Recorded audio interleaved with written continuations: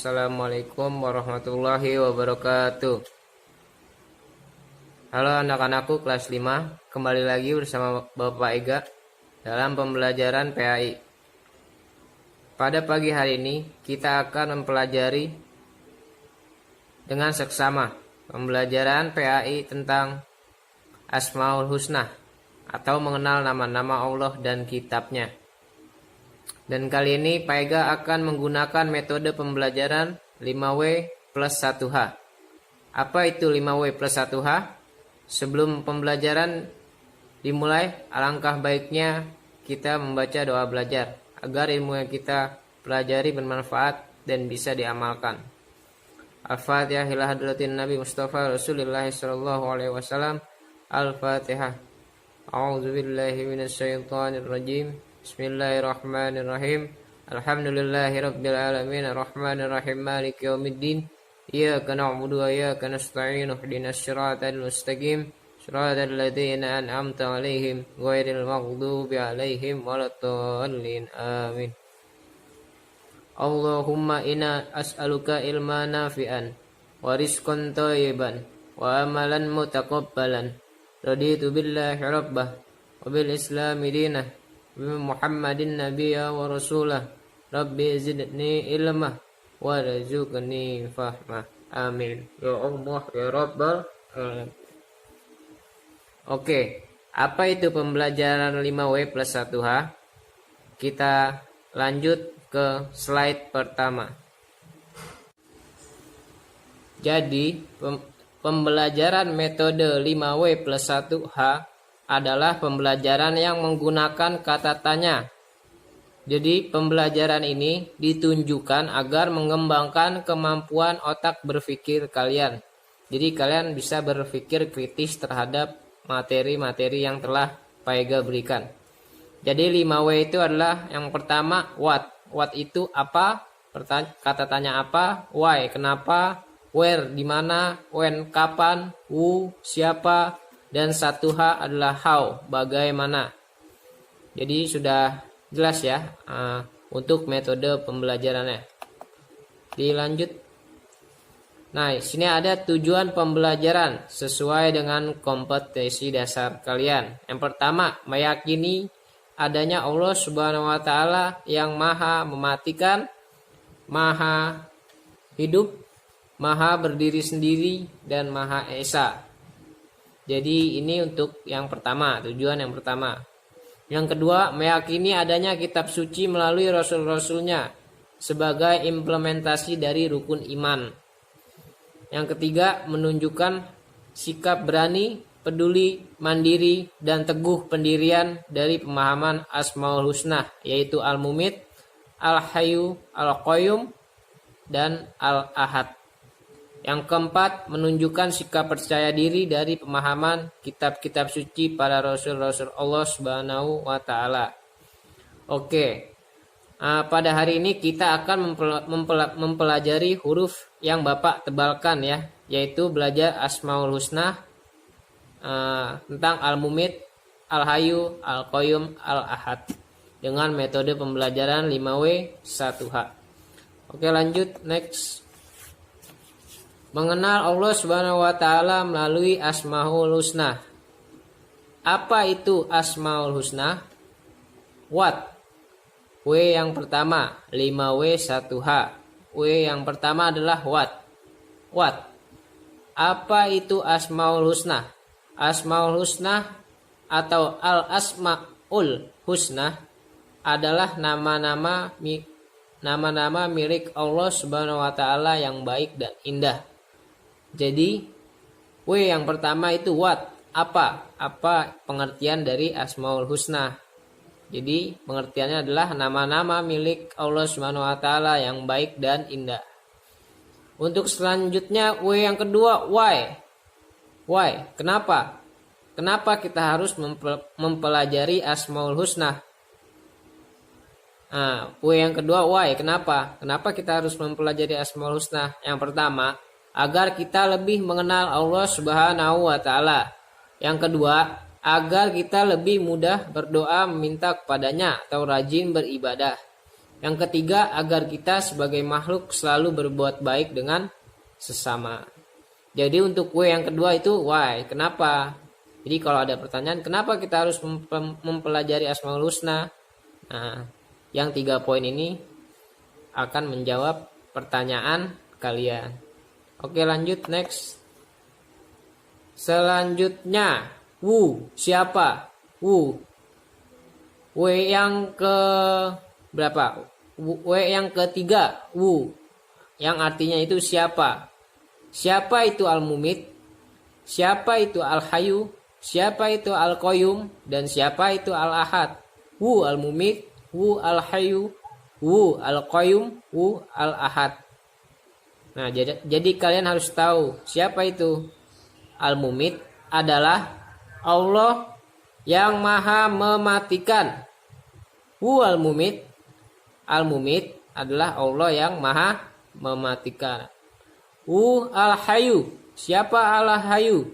Allah Subhanahu wa taala yang maha hidup. Wu Al-Qayyum, siapa itu Al-Qayyum? Allah Subhanahu wa taala yang maha berdiri sendiri atau mandiri. Yang terakhir, Wu Al-Ahad. Siapa itu Al-Ahad? Al-Ahad adalah Allah Subhanahu wa taala yang maha esa. Jadi W yang ketiga adalah Wu, siapa? Siapa itu Al-Mumit? Siapa itu Al-Hayu? Siapa itu Al-Qayyum? Dan siapa itu Al-Ahad? Kalian harus tahu, ya. Next, selanjutnya. Nah, W yang keempat dan kelima, where dan when, di mana dan kapan. Di mana Al-Mumit dan kapan Al-Mumit itu ada. Jadi di mana Al-Mumit itu ada di ayat Quran surat Ali Imran ayat 185 yang berbunyi kullu nafsin dha'iqatul maut. Jadi Al-Mumit itu where, di mana? Di Quran surat Ali Imran ayat 185.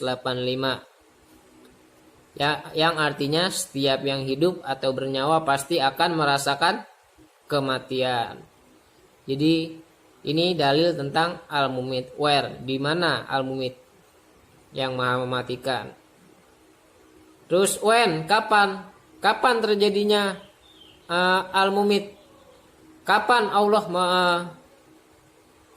Allah itu mematikan? Kenapa Allah itu mematikan?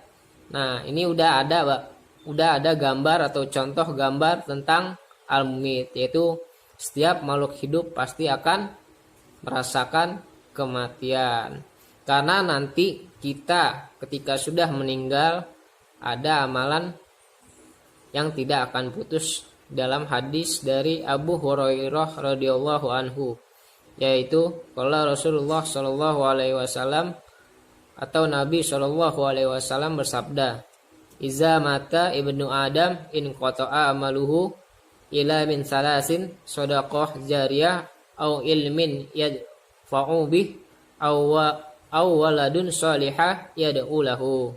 Artinya, apabila anak Adam itu mati, maka terputuslah amalannya kecuali amal dari 3 ini. Jadi ketika kalian sudah meninggal, terputus semua amalan kecuali 3 dalam hadis tersebut. Yang pertama yaitu sedekah yang terus-menerus. Jadi sedekah kalian yang terus-menerus. Yang kedua, ilmu yang bermanfaat. Ilmu yang kita pelajari ini terus kita amalkan, itu adalah ilmu yang tidak putus. Atau pengetahuan yang dimanfaatkan. Jadi ketika kalian punya ilmu, kalian manfaatkan. Nah, yang ketiga, anak yang soleh terhadap orang tuanya. Jadi 3 ya. Ada 3 ilmu yang tidak terputus ketika kalian meninggal, yaitu sedekah, ilmu yang bermanfaat, dan anak yang soleh terhadap orang tuanya. Semoga kita wafat termasuk di dalam hadis tersebut. Amin ya rabbal alamin. Untuk where selanjutnya dan when selanjutnya, where, di mana? Di mana Al-Hayu itu terletak? Di Quran surat Ali Imran ayat 2. yang artinya Allah tidak ada ilah yang berhak disembah melainkan Dia yang hidup kekal lagi terus-menerus mengurus makhluknya. When, kapan? Kapan Al-Hayyu atau yang maha hidup itu bisa kita lihat, bisa kita rasakan. Nih, contohnya udah ada yang ada di gambar, yaitu ada bayi, balita. Jadi ketika manusia atau makhluk hidup, Allah bisa menghidupkan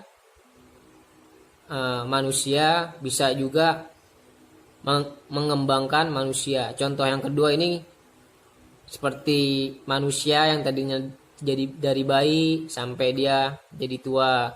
Terus ada ayam yang tadinya dari telur ke itik, anak ayam jadi ayam. Terus yang ketiga gambar tumbuhan mawar yang ditanam terus menerus dan akhirnya bertumbuh menjadi mawar. Nah, ini termasuk contoh dari Al-Hayyu. When, kapan itu terjadinya? Ketika kita dilahirkan. Jadinya contohnya itu ya untuk Al-Hayyu. Untuk when, kapan, itu W yang keempat.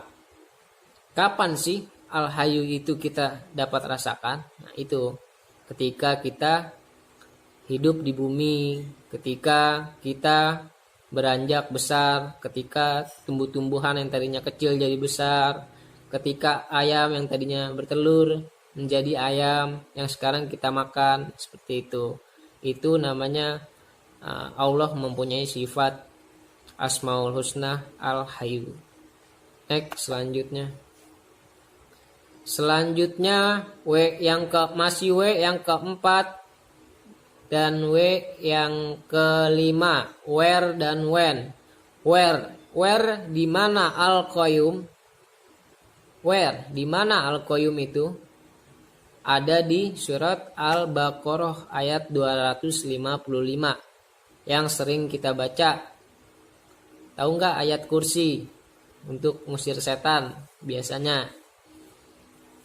Nah, itu ada di Al-Quran surat Al-Baqarah ayat 255 yang bunyinya Allahu la ilaha illa huwal hayyul qayyum. Nah, sini Bapak garis bawahi yang qayyumnya.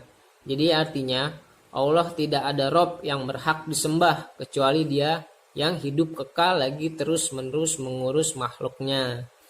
Jadi where di sini adalah dalilnya ya.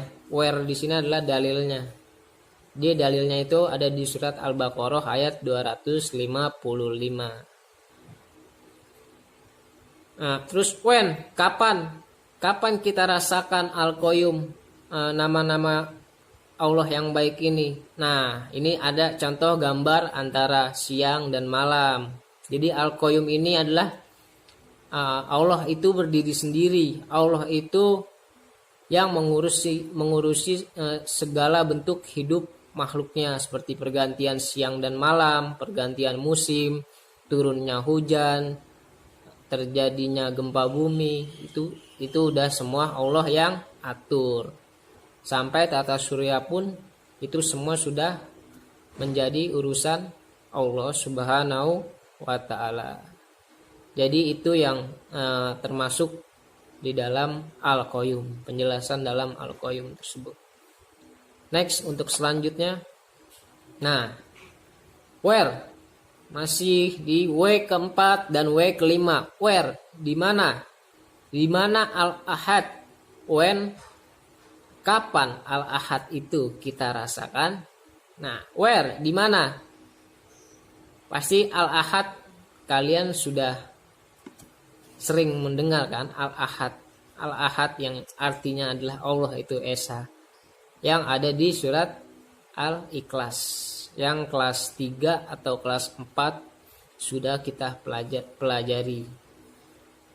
Sebelum kita mempelajari Al-Ahad itu apa, kita baca yuk surat Al-Ikhlas. Bismillahirrahmanirrahim. Qul huwallahu ahad, Allahus samad, lam yalid wa lam yulad wa lam yakul lahu kufuwan ahad. Nah, jadi artinya katakanlah dia Allah yang Maha Esa. Jadi Al-Ahad itu adalah Allah yang Maha Esa. Allah adalah Tuhan yang bergantung kepadanya segala sesuatu. Dia tidak beranak dan tidak pula diperanakan, dan tidak ada seorang pun yang setara dengan dia.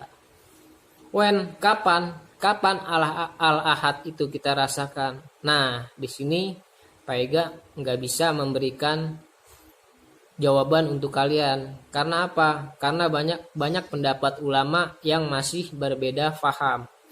Ada yang bilang Al-Ahad atau Allah itu ada bersemayam di ars.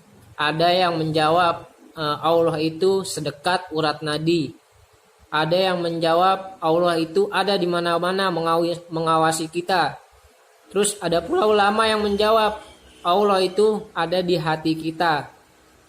Terus ada pula yang menjawab Allah itu ada di surga sedang menunggu kita di alam akhirat. Nah, jadi Bapak nggak bisa ngasih jawaban kedudukan Al-Ahad itu seperti apa, yang dimaksudkan Esa itu seperti apa. Jadi Esa secara umum adalah Allah itu Allah yang satu. Jadi Allah yang Esa, Allah yang satu. Allah adalah Tuhan yang bergantung kepadanya segala sesuatu, tidak beranak, tidak pula diperanakan, dan tidak ada seorang pun yang setara dengan dia. Jadi menurut secara umum aja Al-Ahad ini termasuk dalam surat Al-Ikhlas.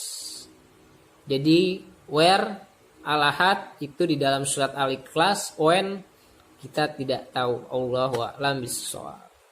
Ya, jadi Bapak belum bisa ngasih jawaban untuk kapan sih kita rasakan Al-Ahad Allah itu Maha Esa. Nah, seperti itu. Nah, untuk yang selanjutnya 1H yaitu how, bagaimana sikap kita sehari-hari sebagai makhluk Allah Subhanahu wa taala memahami Asmaul Husna. Yang pertama Al-Mumit. Nah, bagaimana sikap kita? Bagaimana sikap kita sehari-hari agar memahami nama-nama Allah Asmaul Husna Al-Mumit. Yang pertama, contoh atau sikap perilaku kita. Yang pertama itu berani dalam berbuat kebaikan. Yang kedua, selalu mengikuti perintah Allah Subhanahu wa taala. Yang ketiga, rajin belajar. Yang keempat, rajin sholat dan beribadah. Yang kelima, membaca Al-Quran. Yang keenam, hormat dan patuh kepada orang tua dan guru. Jadi Al-Mumit ini adalah Allah yang maha mematikan. Jadi ketika kita mati, nanti perbuatan kita di bumi dipertanggungjawabkan. Oleh karena itu, kita sebagai manusia harus berani dalam berbuat kebaikan. Dan harus bersedekah pula kan. Tadi sudah Bapak jelaskan ada 3 hal yang tidak putus ketika kita meninggal dunia, yaitu sedekah, ilmu yang bermanfaat, rajin belajar juga termasuk, terus hormat dan patuh kepada orang tua, itu anak yang soleh, dan sodako jariah. Ya, jadi kalian harus paham ya, kalian harus amalkan pemahaman Al-Mumit di kehidupan kalian sehari-hari. Selanjutnya, how yang kedua. Bagaimana sikap kalian sehari-hari sebagai makhluk Allah Subhanahu wa taala agar kita memahami sifat Asmaul Husna, nama Asmaul Husna yang Al-Hayyu. Nah, Al-Hayyu itu artinya apa tadi? Al-Hayyu. Al-Hayyu itu Allah yang maha hidup. Nah, jadi kita seharusnya bagaimana kita seharusnya sikap kita? Yang pertama, tolong menolong dengan sesama. Yang kedua, selalu bersedekah. Yang ketiga, disiplin dalam belajar. Yang keempat, ikhlas dalam beramal soleh. Karena Al-Hayyu, Allah yang memberikan kita kehidupan. Allah yang memberikan kita nyawa ketika kita baru pertama kali sampai ke bumi. Allah juga yang memberikan rizki kita. Jadi sikap yang harus kita lakukan untuk mengamalkan, memahami nama Asmaul Husna Al-Hayyu ini. Jadi yang kita lakukan yaitu tolong menolong dengan sesama, selalu bersedekah, disiplin dalam belajar, dan ikhlas dalam beramal soleh. Seperti yang kita ketahui, kondisi sekarang ini kan banyak sekali orang-orang yang membutuhkan. Contohnya seperti membutuhkan makan, terus banyak yang di PHK, kerja, banyak sekolah pun ikut tutup, ikut PJJ, harus pembelajaran jarak jauh. Nah, kalian sebagai murid yang memahami sifat Al-Hayyu, kalian harus paham ya, harus ikhlas dalam beramal soleh. Jadi kalian harus ikhlas. Semoga aja dalam ikhlas kalian ini, dalam kondisi seperti ini, ada hikmah di balik ini semua. Kita lanjut ke how al-qayyum. Bagaimana sikap kita sebagai makhluk Allah Subhanahu wa taala agar kita memahami sifat al-qayyum. Nama Asmaul Husna yang al-qayyum.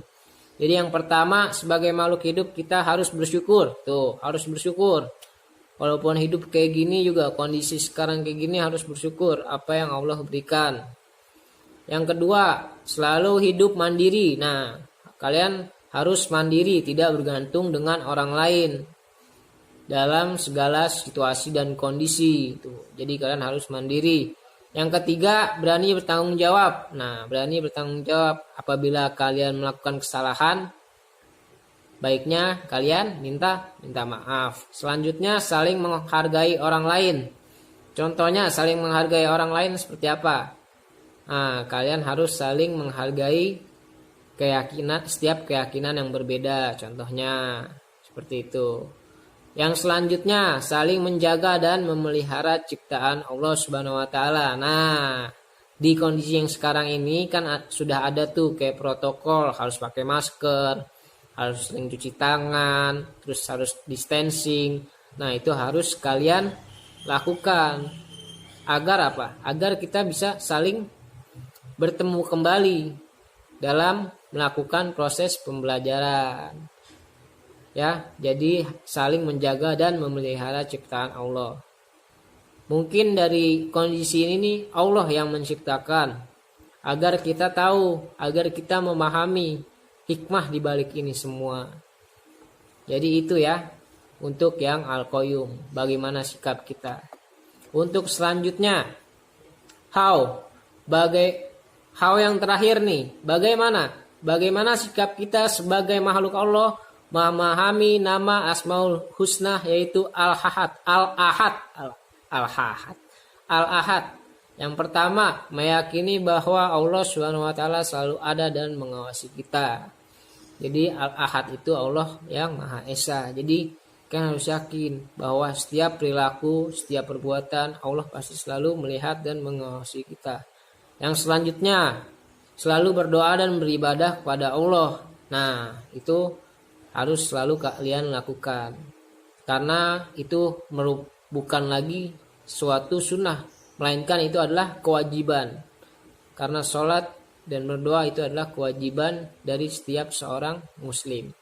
Selanjutnya, selalu berzikir kepada Allah. Nah, ada hadis yang mengatakan apabila kita berzikir kepada Allah, ingat kepada Allah, Allah ingat pula kepada kita.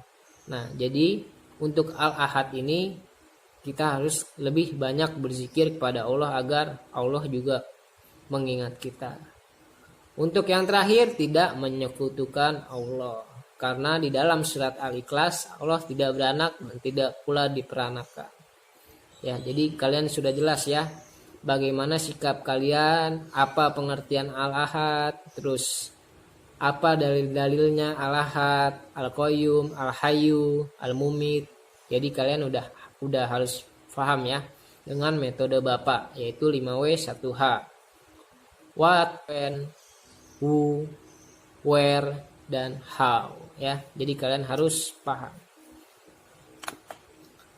Oke, untuk tugas. Nah, ini tugas, lakukanlah perilaku kehidupan sehari-hari kalian yang mengamalkan Asmaul Husna, yaitu Al-Mumit, Al-Hayyu, Al-Qayyum, dan Al-Ahad. Al-Ahad dikumpulkan melalui foto dan kirim ke WA Pak Ega. Jadi kalian harus melakukan contoh perilaku di kehidupan kalian sekarang yang mengamalkan nama Asmaul Husna, Al-Mumit, Al-Hayyu, Al-Qayyum, dan Al-Ahad. Yang mengimplementasikan, kalau di dalam KD, di dalam RPP itu yang mengimplementasikan pemahaman dari sifat nama Allah Al-Mumit, Al-Hayyu, Al-Qayyum, dan Al-Ahad. Dilakukan perilaku di kehidupan sehari-hari kalian. Dikumpulkan melalui foto dan kirim ke WA Pak Ega seperti biasa. Jadi itu aja yang dapat kita pelajari. Untuk yang kitab-kitab dan rasul-rasulnya itu minggu depan Bapak upload lagi, karena masih banyak waktu. Jadi untuk sekarang itu kita memahami Asmaul Husna dulu. Jadi pelan-pelan ya, belajarnya pelan-pelan biar cepat nangkepnya juga kalian ya. Jadi lakukan tugasnya, dikumpulkan ya, dikondisikan ya, dikondisikan sama orang tua kalian juga ya. Dikondisikan aja. Tapi tetap harus dilakukan pengumpulan tugasnya. Karena setiap tugas, latihan, dan absen itu Bapak data. Oke, terima kasih. Mungkin itu saja pembelajaran kita pada pagi hari ini. Semoga bermanfaat untuk kalian semua. Jaga kesehatan, jangan lupa sarapan. Semoga pembelajaran kali ini kalian bisa amalkan. Kita berdoa sebelum diakhiri pembelajaran ini dengan membaca surat Al-Asr. A'udzubillahi minasyaitonirrajim. Bismillahirrahmanirrahim. Wal asri innal insana lafi husrin illal ladzina amanu wa 'amilus solihati wa tawassaw bil haqq wa tawassaw bis sabr. Shadaqallahul azim. Oke, mungkin itu saja dari Bapak.